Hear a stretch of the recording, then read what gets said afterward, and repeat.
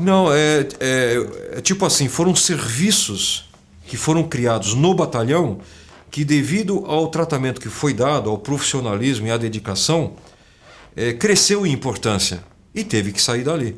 Por exemplo, sabe onde é a churrasqueira? Você entrando lá no fundo, ali era a UIS, a Unidade de Formação Sanitária. Ali morreu muita gente, muitos policiais. Foi inclusive esse resgate histórico, eu não conhecia. Quem fez foi o Coronel Telhada. No livro dele está lá.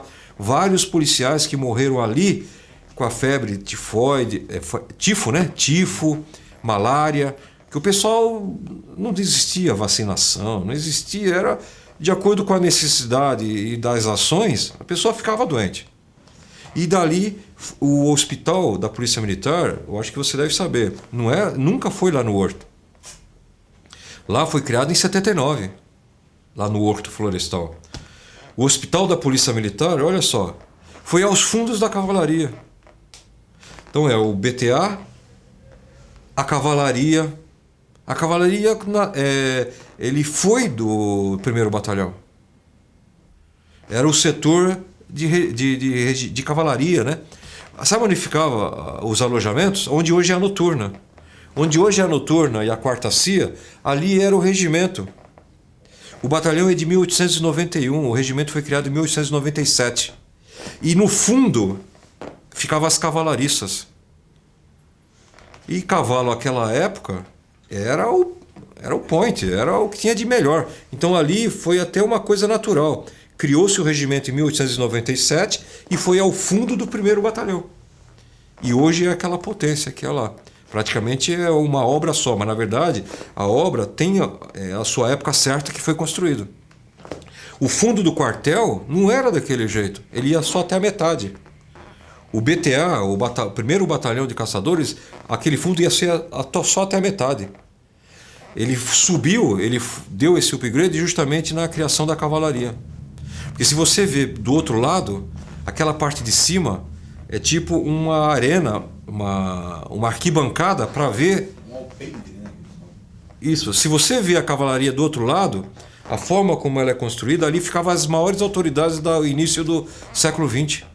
1910, 1910, 1915, que é o auge da cavalaria, como uma coisa de elite, né? A Polícia Militar. E o hospital da Polícia Militar era ao fundo da cavalaria. Sabe onde é a capelania? Aquela construção depois da capelania, porque a capelania vem muitos anos depois. Sabe o 2º choque? Onde é o museu, não é? Onde é o museu? O museu era o hospital. É isso que eu ia falar agora. Dê as costas para o 2º choque. Dê as costas para o 2º choque. Você vai ver a entrada do museu e da subsistência. Dá uma olhada no que está escrito em cima. O Hospital da Polícia Militar, até com o grafismo da época. Da Força Pública, desculpa. Tá lá, o hospital. A única coisa que sobreviveu do antigo hospital, que foi de 1910, se eu não me engano, ou alguma coisa próxima, até 1979. Então são lá seus 80 anos, 70, 80 anos. Quando não dava mais, não tinha mais condições, e foi lá para o Horto. Porque a construção ali, a parte hospitalar evolui com o tempo, né? Então, a única coisa que sobreviveu, o que hoje é o museu, que é a fachada do hospital e o portão de entrada. O dia que você entrar no auditório do museu, você vai ver que é a coisa mais interessante, porque ali era a capela. Então você vai ver no fundo do auditório, aquela parte ovalada, a parte dos assentos meio assim inclinado, ali era a capela. E eu conheci, não o hospital em 79, mas eu conheci, porque quando eu entrei na PM, o hospital já tinha ido para o Horto. Então o que acontece? Eu conhecia aquela estrutura. Quando eu vim na PM fazer curso de cabo aqui em São Paulo, em 81, ali era um alojamento. Os laranjeiras dormiam ali. Era muito bonito. Tinha um jardim interno. Nossa, coisa mais linda. Aí foi tudo destruído para poder construir a subsistência atual. Quer ver uma coisa que eu acabei de lembrar? Que foi criado no batalhão a própria subsistência. A subsistência era na lateral, era entre o batalhão e a chaminé. Ali foi criado a subsistência nos restos da usina de Força e Luz. porque aquilo ali era uma usina de força de luz, por isso do bairro se chamar Luz. Com o tempo, era a termoelétrica, né? Deixou de existir porque não tinha mais necessidade. E aquelas instalações foi construída a subsistência. E aí, em meados de 80, foi tirado dali e construída a subsistência nova. É isso. Tinha uma outra coisa também, muito assim, pontual, que foi criado no batalhão, que eu até me lembrei agora e acabei esquecendo. Mas é um batalhão que fez a história da Polícia Militar. Se a Polícia Militar, vamos lá, bem simples, se a Polícia Militar é o que é hoje, historicamente deve àquele batalhão. Claro que nós estamos aí há alguns anos que ele perdeu um pouco a sua identidade, mas ali sempre foram carreados os melhores oficiais, os mais assim preparados e como vanguarda sempre conduziram a corporação para diferentes formas de prestação do serviço público. Acho que seria essa o que aquele batalhão representa para a Polícia Militar. Comandante, nós sabemos que a Rota foi criada para combater os crimes mais violentos e normalmente acontecem os confrontos em virtude dos criminosos estarem armados. E quando acontece um confronto, existe a preocupação, isso é uma pergunta do pessoal não minha, com possíveis represálias por parte de outros criminosos que faziam parte daquela quadrilha ou familiares? Ossos do ofício. Não é por causa desta situação que hoje nós nos encontramos, como também vejo no passado. O passado também foi pródigo de exemplos de policiais que foram justiçados, que foram assassinados, que foram mortos por em algum momento terem cumprido o seu dever. Não é uma coisa típica apenas dos nossos dias atuais. A diferença que eu vejo básica hoje é a organização. São os meios empregados na execução de policiais. Existe toda uma tratativa empresarial. O policial não afeta o crime organizado não afeta os policiais. Então, eu acredito que essa preocupação sempre houve, desde o começo. Hoje, eu encaro esse tipo de atitude de represália e tento incutir isso na cabeça dos meus policiais como os ossos do ofício. Nós não podemos nos aterrorizar, nos preocupar ao ponto de querermos desistir da luta. Pelo contrário, nós temos que ser o exemplo. Se nós somos uma tropa preparada para um combate mais extremado ao crime organizado, nós também temos que ter condições de analisar que o revés é possível. Faz parte da nossa formação. Já tivemos alguns exemplos nos últimos meses e anos de policiais que foram alvos de atentados, inclusive até um deles veio a óbito, atingido pelas costas com tiros de fuzis, e nós temos internalizado que esse tipo de resultado faz parte dos ossos do ofício ao qual nós nos prontificamos a trabalhar naquela unidade. Comandante, como nós sabemos, todos os dias há noticiários sobre a atividade de Rota. É um confronto, é uma prisão, e isso, muitas vezes, em alguns segmentos da sociedade, ela é vista como uma polícia polêmica. O senhor pode falar um pouquinho sobre isso? Porque ela assume as consequências dos seus atos. Nós não temos e nunca tivemos interesse em disfarçar o que quer que seja que tenha acontecido. Vide um caso clássico, né, como o Carandiru. Na época, eu trabalhava no batalhão. Conhecia e conheço aqueles policiais que lá tiveram a oportunidade de entrar. E nós assumimos a nossa postura. Nós não temos nenhum pensamento em querer escamotear, disfarçar, falsear verdades. Então, a partir do momento que nós saímos para a rua, é para trabalhar, para assumir o ônus das nossas atividades, para o bem ou para o mal. Eu acredito que isso nos torna muito, muito transparente. Isso torna o serviço de Rota muito transparente. Ninguém tem dúvidas, em absoluto, que se a Rota for chamada para um local de crise, essa crise vai ser tratada ao ponto em que ela nos oferecer perigo na sua solução. E isso eu vejo como é um prato bem suculento para jornalistas, mídia, aquelas mídias mais perversas, né, que procuram ver ali interesses escusos, até interesses políticos de exploração para o lado que eles acharem melhor. Não o lado institucional do poder público, e sim o lado em que paga mais, em que é mais, vamos dizer assim, uma mídia venal. Não estou querendo dizer com isso que a gente despreza ou tem qualquer tipo de senão em relação à mídia. Eu acho que, como toda profissão, existem os maus e os bons profissionais. E não é por isso que nós vamos vilipendiar instituição que seja, qualquer uma, seja ela qual for. Porque senão nós estaríamos dando aso ao que eles falam da gente, a gente achar que eles têm razão também, né? Então, eu acho que cada um no seu ponto, cada um na sua obrigação, cada um no seu trato profissional. E isso faz com que a tropa seja reconhecida como uma força policial polêmica. Eu acredito nisso. Comandante, o senhor é um dos mais antigos, se não o mais antigo oficial da Polícia Militar. O senhor tem orgulho de ser um veterano de rota?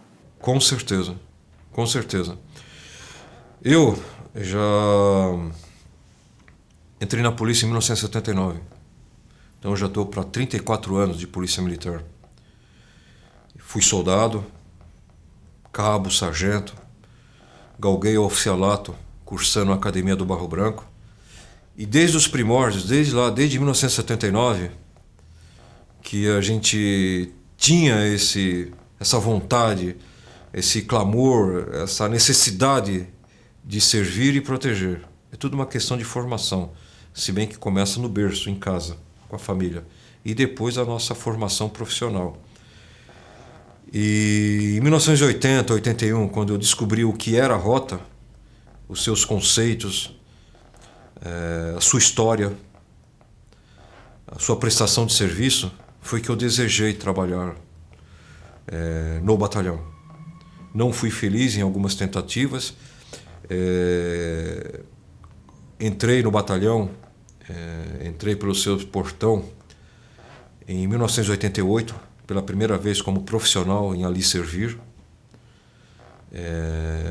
Voltei já no início dos anos 90 e é o local em que eu particularmente, profissionalmente, estou realizado, fui tenente de rota, fui major de rota, hoje estou comandante daquele batalhão, a responsabilidade de conduzir o bastão para o próximo comandante, não deixar que o batalhão passe agruras, dificuldades, que a sua tropa esteja satisfeita, esteja preocupada sim em prestar um bom serviço. Mas eu me sinto um profissional realizado.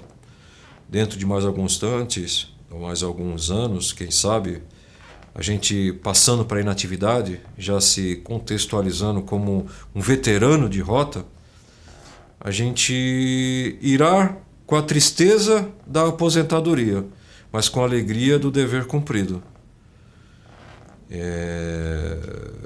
Poderíamos aqui falar muitas coisas, né, ao longo do que aconteceu nesses 34 anos,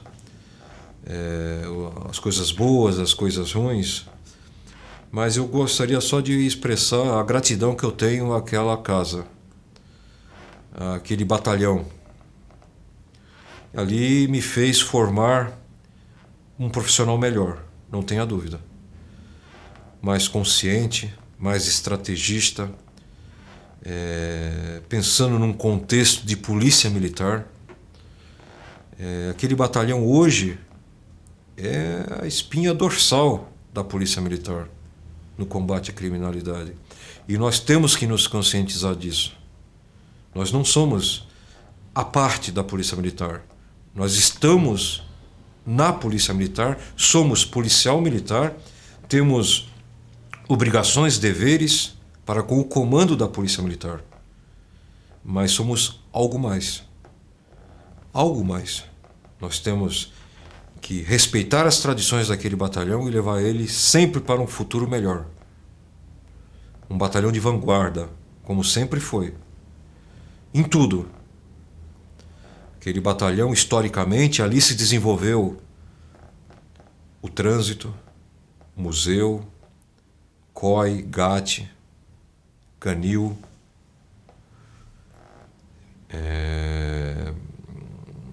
o Hospital da Polícia Militar, por incrível que pareça, até o Hospital da Polícia Militar, criado em 1910, começou ali, num pequeno canto do quartel, como uma unidade de formação sanitária. Muitos policiais ali faleceram com febre, com malária, das nossas campanhas por essa São Paulo, né? Porque o batalhão agia não só em São Paulo, como no Brasil. E dali foi verificada a necessidade da criação do hospital, à época. A ROCAM, o Museu da Polícia Militar, nasceu ali, já na década de 20. Gratificante. O patrulhamento de tático móvel, né, do início dos anos 70, criou-se a semelhança da rota. É isso. Eu acho que é um orgulho comandar aquela unidade, é um orgulho ter servido ali durante vários anos. E com certeza a gente vai fazer o possível para levar ela sempre para um futuro melhor. Nós sabemos, comandante, que a Rota sempre foi um batalhão político. Ela sempre agiu ao sabor dos nossos governantes. Tem inclusive aí um político, né, que foi governador de São Paulo, que dizia, Rota na rua. Enfim, naquela época, o governo apoiava o trabalho da Rota? Sim, na década de 70, com certeza. O status quo político necessitava de um batalhão que fizesse frente à guerrilha urbana. Aí a gente vê figuras lendárias, né, na nossa história. O Erasmo Dias, secretário de Segurança Pública, oriundo do Exército, os governos, né, os governadores da década de 70, começo da de 80, eles apoiaram muito o batalhão, muito mesmo. Quanto a isso, não resta nenhuma dúvida. E agora, comandante, para não tomar muito seu tempo, eu tenho uma última pergunta. É uma das que mais me fazem nas redes sociais. O que faz? Quais são as funções de um comandante de rota? Eu não diria a principal função, mas o principal objetivo. Ser o esteio da tropa. Transmitir tranquilidade nos momentos adequados, exigir nos momentos oportunos e ter sempre em mente que o exemplo tem que ser dado ao extremo. É um batalhão, como eu já falei, aquartelado, onde tudo se vê, tudo se ouve, e tudo se analisa e tudo se questiona. Então, eu acho que a qualidade maior de um comandante de rota é dar o exemplo. Dar um suporte moral à sua tropa, exigir e até, vamos dizer assim, celebrar com eles as vitórias, numa condecoração, num elogio, trazer acima de tudo o sentimento de família, que é importante a família na formação de um policial de rota. Ele tem que saber que ao sair de serviço ele tem para onde voltar. Ele tem que ter a concepção exata de que ele, ao deixar a sua família e seus filhos em casa, ele vai trabalhar em prol deles mesmos, e dar segurança, estabilidade. Eu acho que essa premissa maior, acima de tudo, comandar pelo exemplo. Bom, pessoal, assim encerramos o nosso primeiro quadro, onde nós vamos falar bastante de segurança. Vou trazer advogados, juízes, promotores, policiais, comandantes e todos relacionados à área de segurança pública.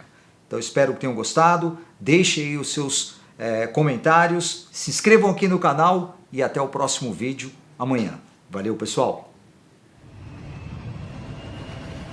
Diretor Elias Júnior.